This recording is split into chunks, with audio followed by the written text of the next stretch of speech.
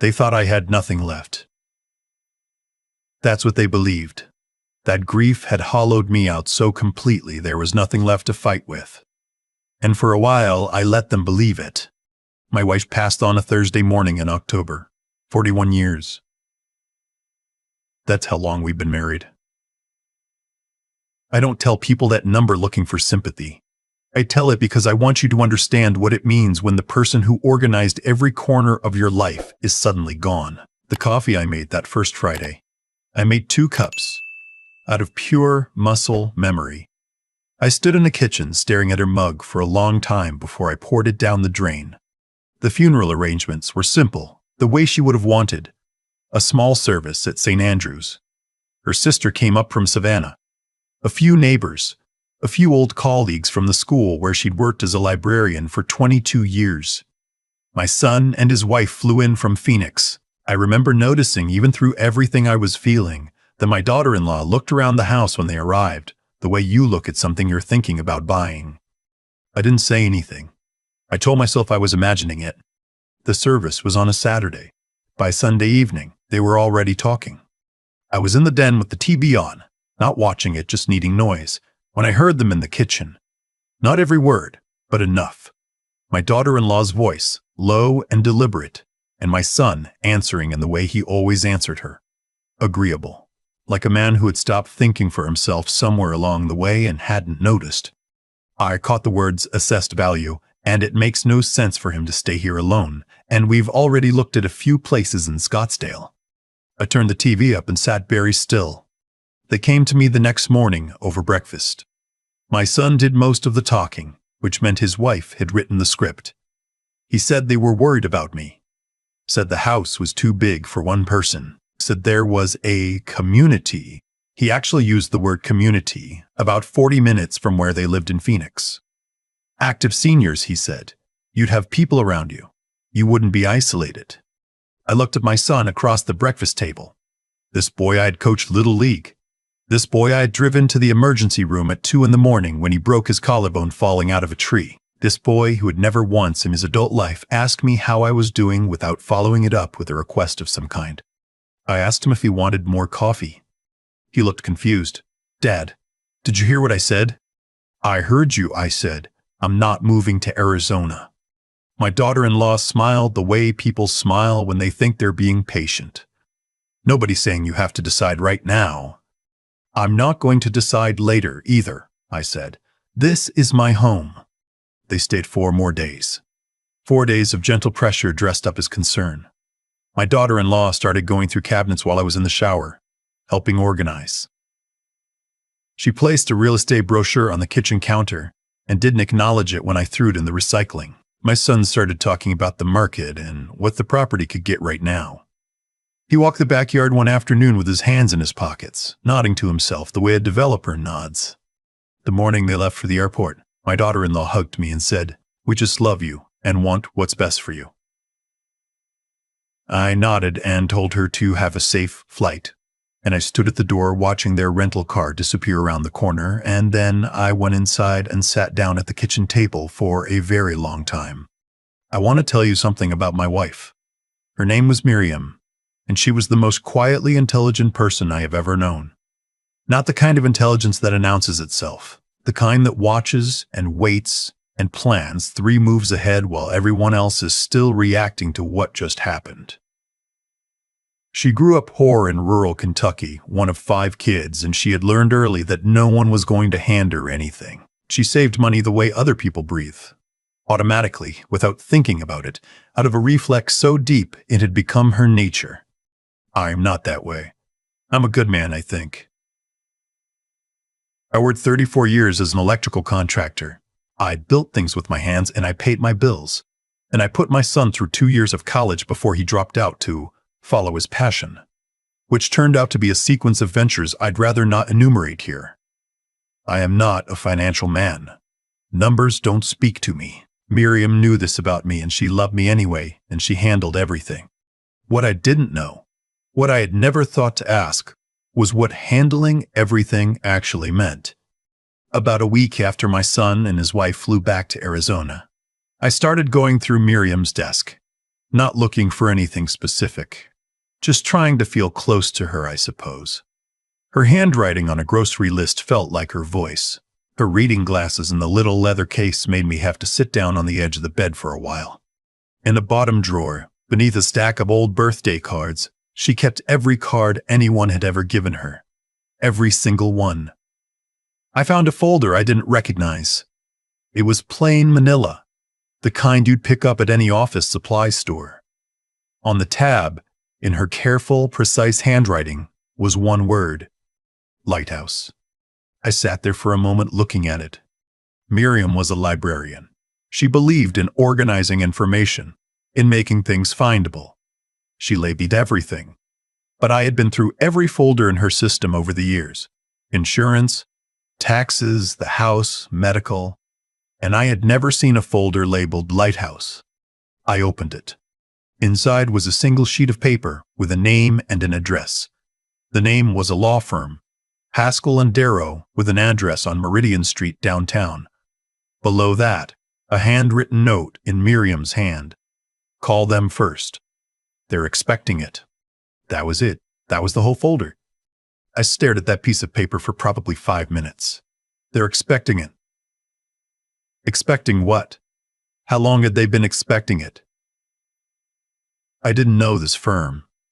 In 34 years of marriage, I had never heard Miriam mention a lawyer named Haskell or Darrow or anyone on Meridian Street.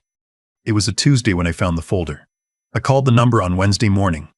The woman who answered said, "Haskell and Darrow, good morning." When I told her my name, there was a brief pause, and then she said, "Mr. Calloway, we've been expecting your call. Can you come in Thursday at 10? She said my name the way you say the name of someone you've been briefed on. Not recognition exactly. Preparation. I told her I'd be there. I didn't sleep well Wednesday night. I kept turning the word over in my mind. Lighthouse. Miriam had a thing for meaningful names. She would never have labeled something arbitrarily. Whatever was in that law office, she had chosen to call it a lighthouse. Something that guides you, something that warns you.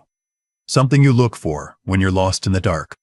The offices of Haskell and Darrow were on the 3rd floor of a building that smelled like old carpet and radiator heat. The kind of building that has been downtown since before downtown was fashionable and has never needed to be fashionable because it has always had the right clients. A woman named Janet met me at the reception desk and walked me back to a conference room. And a few minutes later, a man came in who introduced himself as Roland Darrow. He was in his late 60s, silver-haired, with the kind of unhurried calm that either means someone has no problems or means they have learned to hold their problems very quietly.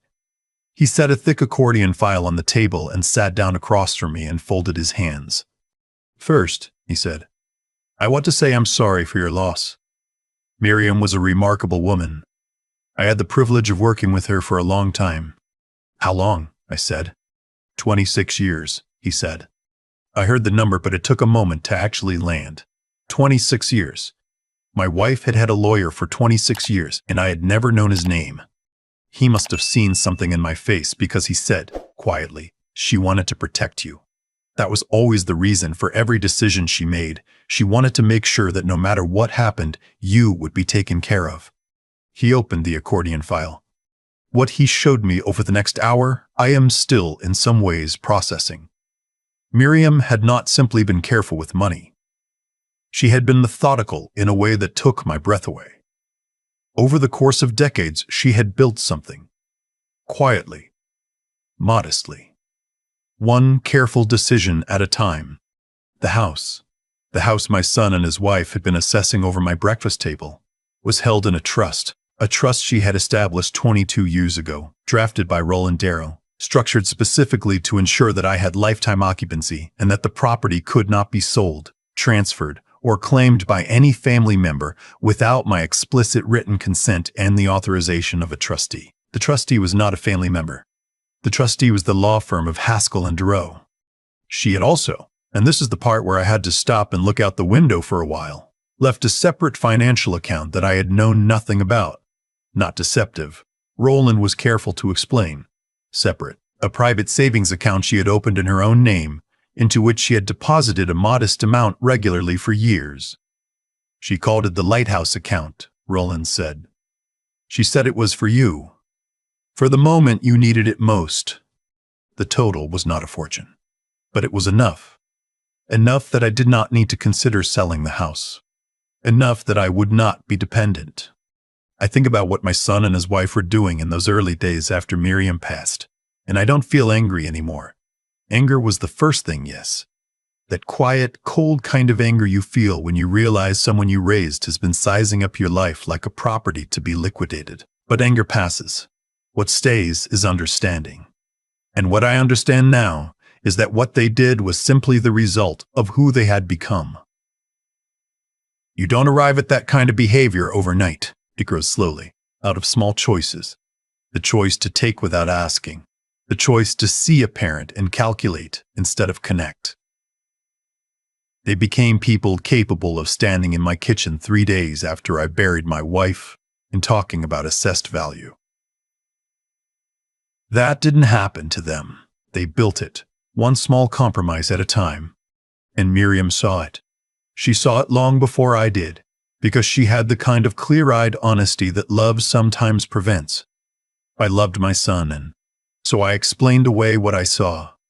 Miriam loved him too, but she was also honest in a way I wasn't capable of.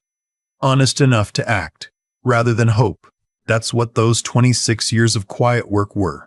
Not bitterness, not punishment. Moral clarity put into practice. She looked at the situation as it actually was, not as she wished it to be. And she made decisions accordingly. That takes a kind of integrity I find myself still trying to grow into. What Roland told me in that conference room rearranged something in me. Not just the facts of the trust, the account, the folder, but the picture of who Miriam was when I wasn't in the room. Methodical. Precise. Never wasted his time. I had been married to that woman for 41 years, and I had not fully known her. I thought I had. But I had known the version of her that faced me. I hadn't known the version that sat across from a lawyer twice a year for nearly 3 decades and made sure, quietly, steadily, that I would be okay. That's the thing I keep returning to, the intelligence of it. Not clever, wise. There's a difference. Clever finds a shortcut. Wise builds something that lasts. Miriam built something that lasted her, and it was built entirely in service of someone else. Every decision she made came from that foundation. What is the right thing, and do I have the patience and the resolve to see it through? She did. For 26 years, she did. I sat in her chair for a long time after I read her letter. I thought about what she wrote at the end. That there was steel in me too, and she had married it. I'm not sure I believed her. I'm not a hard man. I never have been, but I think what she meant was that softness and strength are not opposites. That enduring, continuing, getting up and making a proper dinner and going on. That's its own kind of steel. Not dramatic, not loud. Just the daily decision to keep going with your eyes open. I keep her reading glasses on her nightstand. I keep the lighthouse folder in the same bottom drawer where I found it. Some mornings I sit in her chair before the rest of the house wakes up, and I think about what it means to love someone the way she loved me. With foresight, with patience, with the quiet and absolute refusal to let the world harm what she had built. That's worth trying to live up to.